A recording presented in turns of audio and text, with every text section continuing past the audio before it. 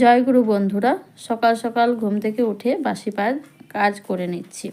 তো একটা মেয়ের জীবনে বা প্রত্যেকটি মানে পরিবারে সকালে ঘুম থেকে উঠে মেয়েদের যা যা মানে কাজ থাকে তার মধ্যে একটি হচ্ছে ঘর মোছা।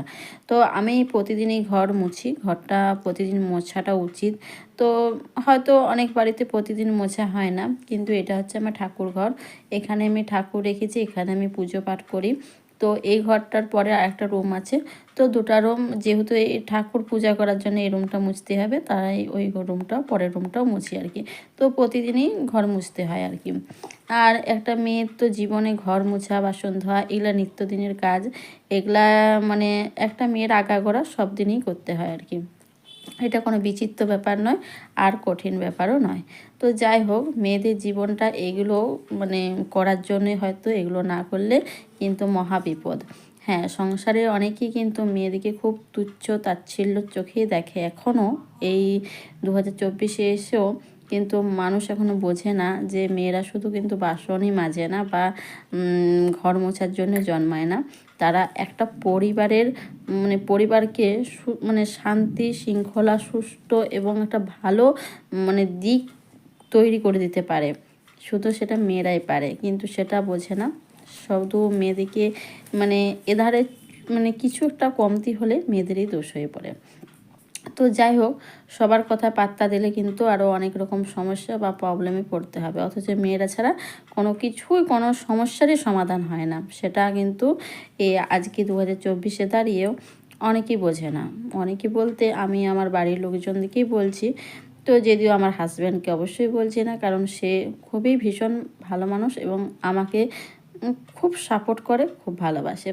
তো তার দিকে আমি কোনো আঙ্গুল তুলছি না, কিন্তু মানে কিছু মানুষ আছে আর কি, যারা আমাকে মানে খুব মানে মানে কী করলে আর কি যতটা পারে ছোট করা যায় আর কি, সেভাবে ছোট নজরে দেখে আর কি। যাই হোক, তাদের নজরটা ছোট, তাদের মনটা ছোট, তা বলে তো আমার জীবনটা ছোট হতে পারে না। আমাকে এগিয়ে যেতে হবে।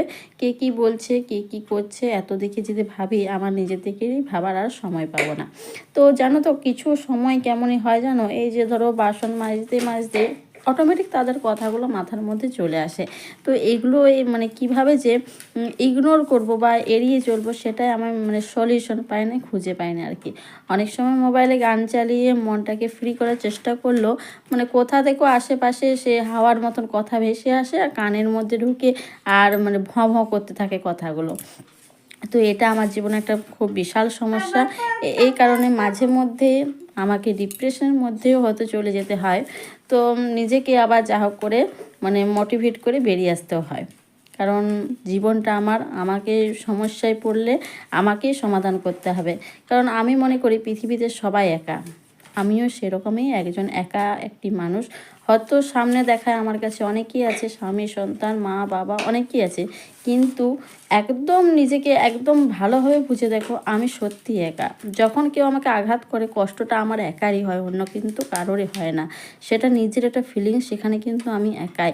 তাই সেই মনের সাথে যখন যুদ্ধটা আমি লড়ি, সেটার জন্য শক্তি আমার মনকেই জোগাতে হবে। তাই সুতরাং এই পৃথিবীতে যতই যে থাকুক, আমি কিন্তু একাই।